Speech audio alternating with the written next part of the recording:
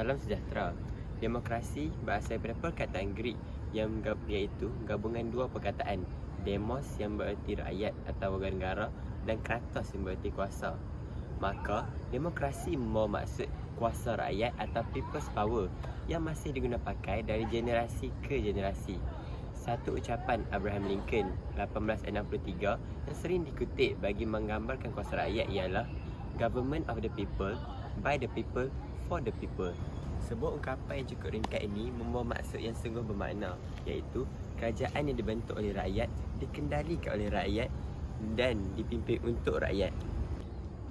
Persoalannya, apakah cara-cara untuk memperkasakan demokrasi parlimen di Malaysia? Membuka lembaran ide yang pertama, cara untuk menyokong dan mengukuhkan demokrasi berparlimen di Malaysia ialah dengan menggalakkan rakyat untuk mengundi. Hal ini dikatakan demikian kerana semakin ramai pengundi yang menjalankan tanggungjawab mereka, semakin banyak sokongan yang diberikan kepada pemimpin yang dipilih. Bagi meningkatkan kesedaran para pengundi, pendidikan sivik dan kempen kesedaran politik mestilah didedahkan bagi meningkatkan kesedaran mereka tentang maklumat politik yang telus. Menyambung ke tirai perbincangan kita yang seterusnya, cara untuk memartabatkan demokrasi parlimen ialah dengan mengadakan pilihan raya yang adil dan sistematik. Pihak kerajaan perlulah memastikan liputan media adalah adil dan seimbang bagi semua pihak dan parti yang bertanding, serta memastikan tiada pemutar belitan maklumat atau sebarang propaganda palsu yang disebarkan. Sebaliknya, sebelum pilihan raya dijalankan, kerajaan tidak harus menghalang rakyat daripada bertanding jawatan supaya persaingan politik yang sihat dapat dijalankan. Sebagai contoh, pilihan raya Presiden Burundi yang pada tahun 2020, Presiden Nkurunziza telah bertanding bagi penggal yang ketiga. Kerajaan telah didakwa mengugut dan memenjarakan wartawan bagi menyekat penyebaran maklumat tentang calon pembangkang. Menghormati kedudukan Raja Perlembagaan, kita dapat memastikan keseimbangan kuasa antara pemerintah dan undang-undang terus terpelihara sekaligus mengelakkan penyalahgunaan kuasa oleh mana-mana pihak. Di samping itu, institusi raja berfungsi sebagai kuasa semak dan imbang yang bertindak mengikut lunas perlembagaan, terutamanya dalam proses pelantikan kerajaan, pembubaran parlimen dan pelaksanaan undang-undang. Oleh itu, sikap taat setia, menghormati yang raja, institusi diraja serta mematuhi peruntukan perlembagaan dapat mengukuhkan sistem demokrasi parlimen, malah mengekalkan keharmonian, keamanan dan perpaduan dalam kalangan masyarakat majmuk di Malaysia secara berterusan.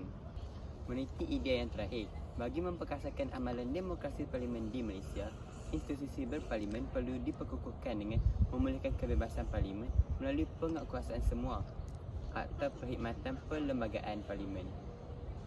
Hal ini dapat menguruskan hal ehwalnya secara bebas. Sistem jawatan kuasa parlimen juga perlu dipertingkatkan lagi bagi memastikan penggubalan dasar dan undang-undang dapat dipantau dengan lebih terkesan. Di samping memastikan ahli parlimen berintegriti serta bebas daripada tekanan eksekutif. Kebebasan media juga perlu dijamin agar isu politik dapat dibincangkan secara adil dan seimbang. Di samping itu, badan pengawas dan hakiman dan perlu diperkukuh dengan memastikan Suruhanjaya Pilihan Raya berfungsi secara bebas dan telus. Selain itu, kebebasan badan kehakiman perlu dipelihara sebagai pengimbang kuasa eksekutif. Akhir sekali, transformasi politik perlu dilaksanakan bagi reformasi pilihan raya yang adil, persempadanan kawasan yang saksama dan peningkatan ketulusan dalam pentadbiran kerajaan supaya demokrasi parlimen dapat terus diperkasakan.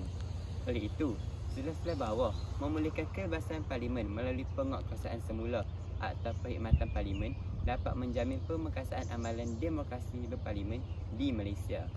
Akhirul kalam, amalan demokrasi parlimen di negara kita dapat diperkasakan melalui usaha berterusan dan kerjasama semua pihak.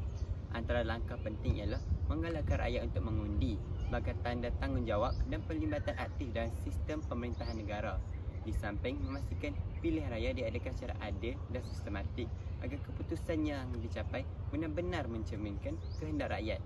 Selain itu, peningkatan penghormatan pada prinsip raja berperlembagaan amatlah penting bagi menjamin keseimbangan kuasa dan kestabilan politik serta keluhuran perlembagaan persekutuan.